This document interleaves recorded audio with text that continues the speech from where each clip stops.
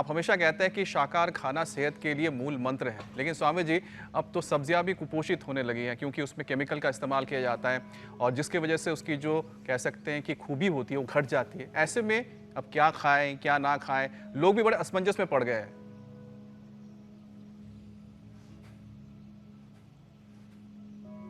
देखो, सब्जियां भी बोल रहे कुपोषण की शिकार हो गई। जो धरती से इनको पोषण मिलना चाहिए ना, वो नहीं मिल रहा। Urea, DAP, fertilisers, insecticides, pesticides. तो नैसर्गिक खेती की ओर लौटे। एक गाय से 2 से लेकर के 5 एकड़ ज़मीन तक खेती हो सकती है। करने वाले को तरीका आना चाहिए। हम तो ऐसे ही कर रहा था। और हमारी लौकी भी देखो, हमारी लौकी भी तगड़ी है और कच्ची है ये, और ये ऑर्गेनिक वाली लौकी है। तो खैर, ये ऑर्गेनिक लौकी, तोरी, परवल, टिंडे आदि जिनको नहीं मिलते, वो भी कम से कम या तो अपने घर में छोटा सा गार्डन बना ले, किचन गार्डन या टेरेस गार्डन बना लें। और लौकी, तोरी, परवल, करेला तो गमले में लगाया जा सकता है। जैसे हमने गमले में लगा रखा है ना, ये लो, गमले के अंदर ये लगाए जा सकते हैं। और उसके साथ में ना, उस गमले के चारों और एक लोहे की रिंग लगा दो, उसी के ऊपर लौकी, तोरी, परवल, करेला चढ़ जाएंगे, बताओ। और एक परिवार के लिए तो एक बालकोनी में या एक छत के ऊपर ही हो जाते हैं। लेकिन लोगों में सजगता नहीं इसकी। और देखो, मैं थोड़ी दिनचर्या बताता हूँ। सुबह सुबह अनार खा लो, सुबह सुबह अनार। सबके लिए लौकी का जूस, डायबिटीज़ वालों के लिए खीरा, करेला, टमाटर का जूस। लौकी का जूस बीपी के लिए, लौकी का जूस मोटापा के लिए, हार्ट के लिए, कोलेस्ट्रॉल के लिए, और पूरे अंदर की शुद्धिकरण के लिए, पूरे अंदर की सफाई के लिए, अंदर का हाइजीन मेंटेन कर देती है लौकी। तो लौकी का जूस पिए, खीरा, करेला, टमाटर का जूस पिए, अनार खाएं, और सेव खाएं, पपीता खाएं, बगुगोसा खाएं।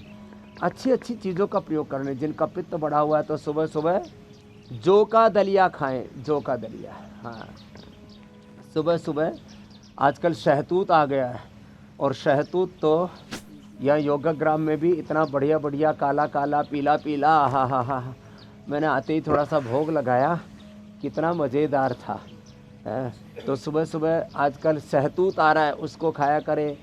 सुबह सुबह जो है बेल का प्रयोग किया करें, गर्मी भी नहीं लगेगी। सुबह सुबह राबड़ी पिया करें। सुबह सुबह थोड़ा अंकुरित खाया करें। और फिर खाने में ये खाने का ऑर्डर सीक्वेंस ये रखें, पहले सलाद खाएं, फिर पका हुआ खाएं, उसमें तीखा तला कम से कम खाएं। एक बार खाया हुआ कई दिन तक कष्ट देता है। आप देख लेना, एक बार जो आप खाते हो कम से कम 1 सप्ताह, और उसका थोड़ा थोड़ा असर 1 महीने तक रहता है। इसलिए मैं कहता हूँ, कुछ भी खाने पीने से पहले सो चलो।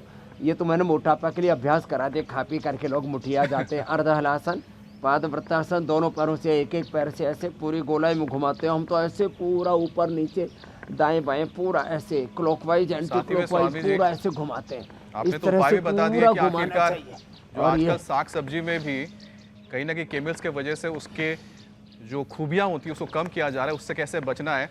लेकिन शहतूत का आपने जो जिक्र किया स्वामी जी, बताइए, वो भी एक वक्त होता था जब स्कूलों में इस तरह के पेड़ों को लगाया जाता था। मुझे याद है स्कूल में पेड़ों से तोड़कर हमने ये शहतूत के फल खाए हैं।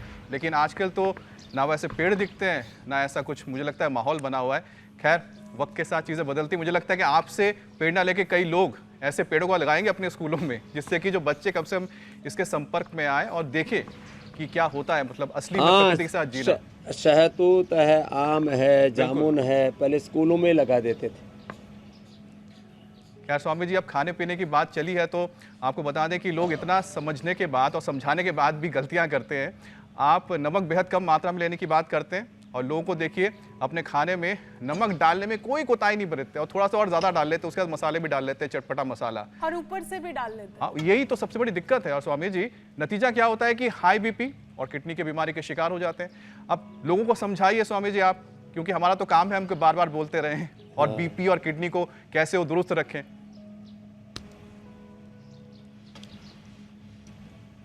तो देखो, ये तो शहतूत आ गया जी। शहतूत गर्मी का सबसे अच्छा फल है, शहतूत। फिर जो है ये खरबूजा, तरबूजा, ककड़ी, खीरा, ऐसी चीज़ें खाएं ना। लोग आड़ कबाड़ बहुत खाते हैं, फिर कहते हैं जी बीपी बढ़ गया। अरे बीपी बढ़ गया, हाँ, अनुलोम विलोम करो। हाँ, ये सब देखो, इधर बीपी ठीक करके बैठे। बीपी भी ठीक है, बीबी भी ठीक है। हस्बैंड ठीक के तो भी बीबी बैंड ठीक। बजने बंद कर दिया हमने। अनुलोम विलोम, भ्रामरी। अनुलोम विलोम से देखो, ये भ्रामरी से ओम, 3 ये और 2 ये शीतली शीतकारी। ये शीतली, ये शीतकारी।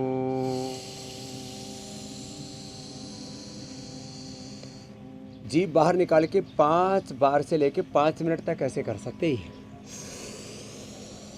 करते करते बीपी नॉर्मल हो जाता है, शीतली से शीतकारी से। तो ये 5-5 बार से लेके 5-5 मिनट शीतली शीतकारी, 5-5 मिनट अनुलोम विलोम, 5-5 मिनट भ्रामरी उद्गीत कर लिया और बीपी एकदम नॉर्मल। फिर लौकी का जूस तो मैंने बताया ही था।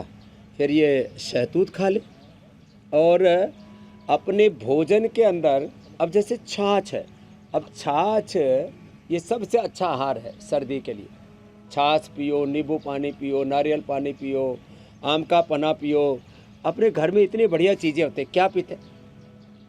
कोल्ड ड्रिंक्स के नाम पर आओ कुछ तूफानी करते हैं, आओ मेहमानी करते हैं। पहले जो है मेहमान गिरी के लिए क्या करते थे? पेट में तूफान, जिंदगी में तूफान, और उबलने लगता है आदमी। ये सब कार्बोनेटेड वाटर, उसमें केमिकल्स है और पूरे शरीर के अंदर के पोषक तत्वों को फ्लश आउट करके कैल्शियम से लेकर के सारे न्यूट्रिशंस, मिनरल्स, विटामिन को शरीर से बाहर कर देते हैं। तो इसलिए अनुलोम विलोम, भ्रामरी उद्गीत और ये सब प्राणायाम करें और अपने खाने में ये पोषक आहार लेकर के आएँ। जो है अंकुरित में सब तरह का अंकुरण है, इसमें गेहूं भी है, इसमें मूंग, मोठ, बाजरा, और इसके अंदर देखो ये है बाजरा को अंकुरित होने में और ये चने को अंकुरित होने में थोड़ा वक्त लगता है। मेथी, सारी चीज़ों का अंकुरित करके खिलाते हैं, ड्राई फ्रूट्स को अंकुरित करके खिलाते हैं।